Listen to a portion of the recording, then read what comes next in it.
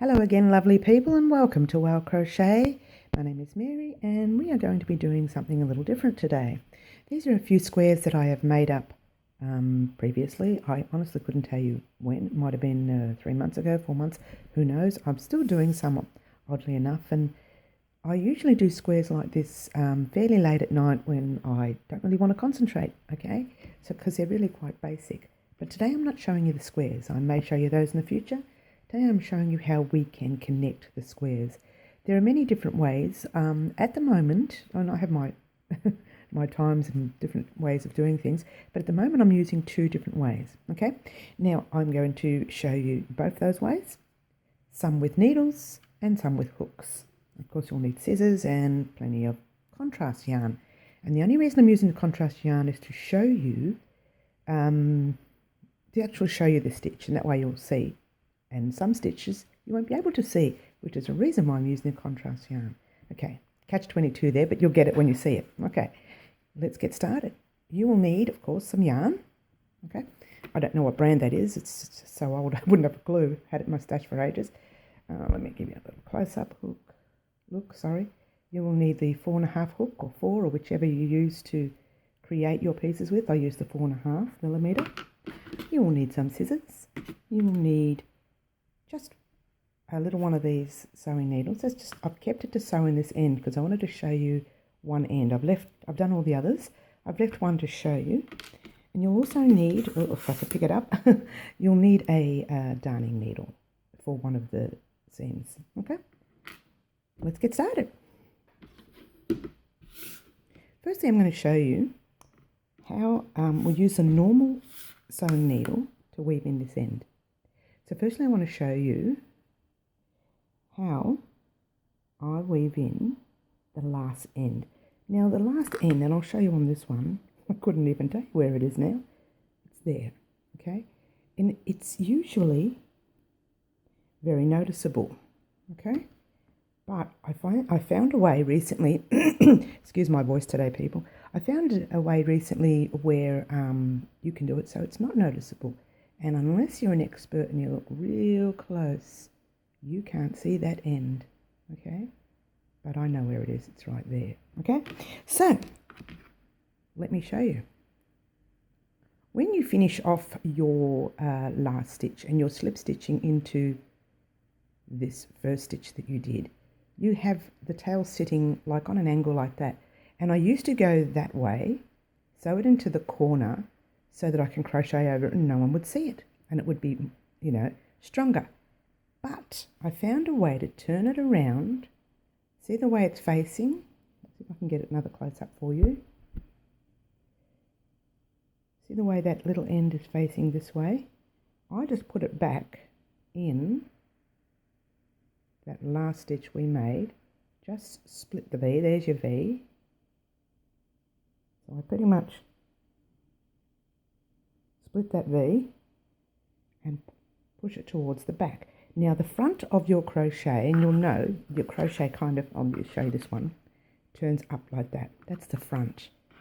And it's a neater look. The back kind of looks a little messy. See how it looks all bubbly and messy and it turns that way? That's how you know which way is the front and the back. Okay, so we're in the middle of pushing that through the back. Okay, so we split the V. It's in the middle of the V. We pull it through the back very slowly. And when we have a look at the front, give it a gentle tug, not too hard, otherwise it pulls. You can't see it. Now it's still hanging off the back. And this is where the trick is, to save it from coming undone. I literally split the yarn. Now the only negative of this is if you've made a mistake in your piece down here somewhere and you want to take it undone, it's going to be hard to get undone. So make sure you've checked your work that it's perfect before you start doing this. So we're splitting the yarn like that, and we're going down that stitch and into there. All right, so we are splitting that yarn like that, and we are going down, down, down, down, and into there. Now just check your front of your work. If you can see that hook, I mean, it's okay to see it from the back of that. And if you can see it in here, don't do it. Pull it out. But if you can't see it, which we can't, just push it through push it through and give it a gentle tug, not too hard, or like I just pulled that too hard, it pulls down a bit. So now it looks like there's no thread at all. Pretty tricky, huh? I just learnt that by accident. It's something I learnt by accident recently. See, now I still haven't finished because this can come undone. Now you have to kind of weave it in and out of the back of that stitch. Always check your front. Okay, I can't see the hook, the needle, so I'll just pull it through. Okay, then you turn it back the other way and you go back the other way. Usually I only do 2. If the crochet piece is loose, now mine's fairly tight, but if your crochet piece is loose, I would do a 3rd one, okay? But that's done. And then you give it a bit of a snip, leave a little tiny bit there so that you've got a bit of room to move it a bit. Once you move it a bit, it's gone.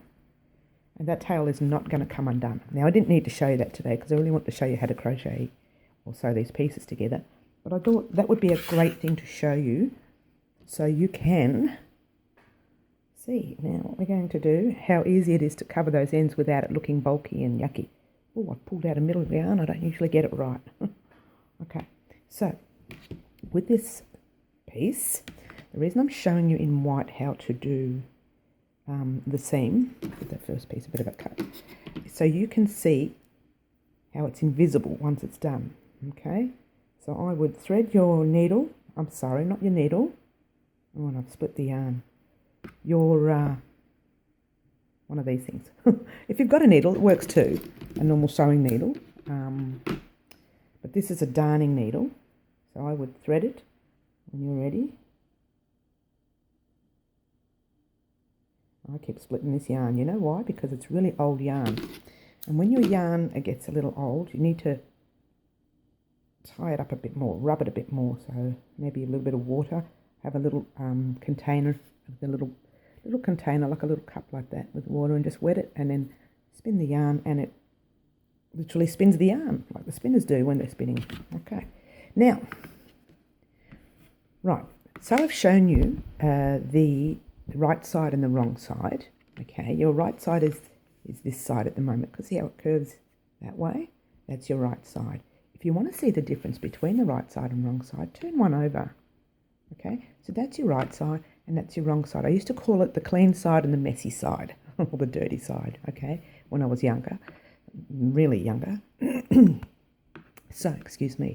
So we want the right sides looking at us, okay? Turn it that way. Bring that out a bit, sorry. Okay. Fold it over. So your right sides are facing together. Okay. It's all too easy, isn't it? So far. Okay. I know that's my favourite thing to say. It's too easy, but it relatively is if you think about it. All right. Now, each stitch, as we said before, has the little V. Okay. Now initially, let me take that fold undone. Initially, when you're looking at your stitch on the right side, the V sits down towards you. It's like kind of facing you this way. And when you're looking at it with the wrong side, it bends that way, right? But in all our work, that is our back loop there, and this is our front. Nice, a little closer. Get the pin. That is our back loop there, right? And this is our front loop. When we're doing this particular stitch, which is called the invisible stitch, or whatever you want to call it, we need to put our two right sides together, and we need to put our stitches in the, it looks like the front, but it's actually the back. Remember, we've turned it the other way. We'll call it the front just for the sake of this tutorial, if it makes it easier for you. Put it through the first one, or the front one, or the last one, really. Okay, and then with the opposite double crochet, okay, the opposite double crochet, we put it through that back loop. So we're doing it just like that. Okay, there you go. All right, get a nice little close up so you can see. At the moment, when we turn it around, it's just like that, right? But it will close up. Now, if you want, you could sew over that end while you're going across, or you could weave it in later. I usually weave it in later. Okay, so your very next stitch is there. See that V? You're going in the back. I can see it there myself. The back. You haven't touched that stitch right there. You've just gone through the back loop there. Pull it through really gently. Now, that next opposite stitch is that one there. Right there. So you've got to go through, not that one there, it's the outer edge.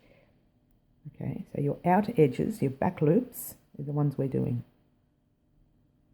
Okay, I'm going to go a bit faster. So you've got a back loop there, and the back loop on the opposite side. Done. Okay, and then we're going to do it again. Back loop there, back loop on the opposite side. Done. Okay, let's do a bit faster so we can get through, and I can show you what the piece looks like after it's done. And don't forget, people, visit my Etsy and my madeit.com.au stores. They are in the links below. If you really like crochet but you haven't got the patience, then by all means purchase anything you wish while you're there. I have a slight sore throat this morning, so I'm trying to talk as quietly as I can so I can save my voice. That's what happens when you work on a phone, at a front desk, on a phone, and you're constantly talking to people. I'm sorry. We're at the end of the row now, and the very last stitch is there. Okay, we've gone through that very last stitch. We've gone through the very last stitch on the other side.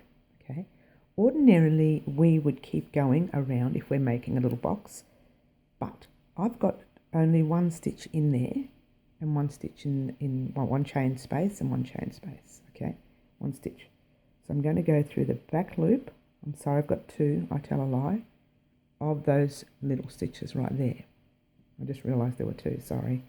That's how old these squares are, and I can't remember what I did. Okay, so I will put it through just that first one there. Okay, when you're ready, ordinarily you would, I'll show you what you would do. You would put all your squares together, and you would keep going along there. I'm not going to do that because I just wanted to show you what this looks like first. So when you turn it over, I'm sorry, I should bring that out a bit so you can see. When you turn it over and you open it up, you give it a bit of a tug. And what it does is it closes it up together. Now it does look crooked at the moment, but once you've got all your squares that way, and once you are finished, you can stitch that in together. It straightens it up. And always, I don't know what other people are like, always after I've crocheted and sewn all my squares together, I always do a border. And what it does is it locks it all into place, and it's never going to come undone. Plus it makes your piece, your granny square, your pillow, your blanket, whatever you want to do, look so much neater with a border. So that is one way of doing sewing our threads together. Very simple, huh? And what I'm going to do now quickly is show you another way, which I love so much. I'm going to use the same thread, so I'm just going to take it undone. I love this other one so much. It is quick and it is easy. It's exactly the same, but it's actually using your crochet. You know what? Forget that. I'll just cut it. It's actually using your crochet hook to crochet between two, and it gives it a very pretty seam. So let's get a close-up of this way. It's a single crochet over the top of your square. So we'll put our hook in, the first one. No, I tell a lie. This is the way we're going to do it. We're going to put both the squares together, the wrong sides together, and have the right sides facing you. Okay. If you do it the other way, you won't see the seam, and it'll be a little bit bulky on the back. But I want to do it in the front because I want to see the seam. I want to make a pretty border. Okay. Well, not a border, it'll be a middle stitch, and it'll be all the way around your blanket. So you're going to, or pillow, whatever you're doing, you're going to put your hook into that first chain space. Okay. And the first chain space of your opposite square. Okay. Now you pull your thread through, and I just do this over this way just to keep it in place so it doesn't move around while I'm doing the next thing. I chain 1 and then I single crochet into the same chain space. There. Bring that over, and now all we're doing is we're doing a single crochet in each chain, or in each stitch I should say, all the way across. So we put our hook in that first stitch, and then we put our hook in the first stitch of the opposite side, which is there. Okay, and there is your single crochet stitch, and we're going to do the same with every stitch all the way across your row. Remember people, if you don't know how to do a single crochet, I do have a tutorial on it. Just make sure I've got the right stitch there.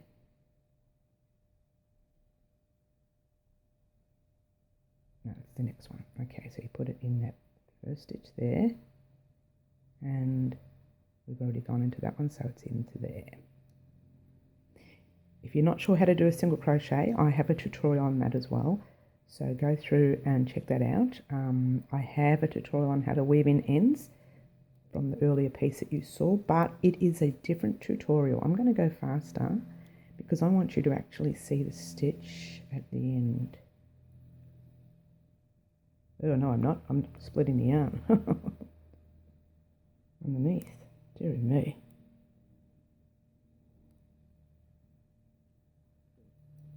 Sorry about that. So these are really quite simple stitches to do. Now usually I use the same colour when I do this, but I wanted to show you what it looks like. See, it's a bit tight here, and the reason being is I'm going through that stitch that I weaved and sewn in those ends. Get it right, Mary. Weaved and sewn in those ends, so the stitches are a little bit tight on this end. Yeah, and I wanted to, splitting this yarn. That's what happens when you keep old yarn. Don't keep old yarn, people. You know, it just doesn't do much for it. All right, now, there we go. Now we're at the corner, okay? Remember before we were at the corner there? So we're going to pop that chain in the chain space and just crochet over that. Now, ordinarily, this is what it looks like on top. So ordinarily, you would take your other pieces here, and you would, oh no, this has still got the old one from before, sorry. And you would just keep going across. So you would put those two together, and you would put your hook into there. You wouldn't cast off, you would just keep going right across, and you're doing your blanket all in a row, or your pillow, or whatever it is you're making. But notice how pretty it looks. It looks like you planned to do that contrast stitch. And when you wash, excuse me people, when you wash and block your blanket, that's going to keep nice and straight. It's tilting this way a little bit because that's the way we've crocheted. But when you wash and block it, and blocking is, and I'll do a tutorial on it soon, very soon. I keep saying that.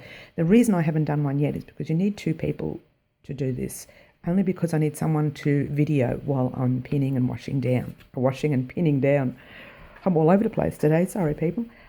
So what you do is you wash and you pin it down. You give it a stretch, pin it down, and after it's dried, you take it off and you crochet a border around it. Very, very simple. So thank you very much for watching. If you liked this tutorial, please give it a thumbs up. Don't forget to subscribe and click the bell button so that you can get some more tutorials. Thanks a lot for watching. Ciao for now.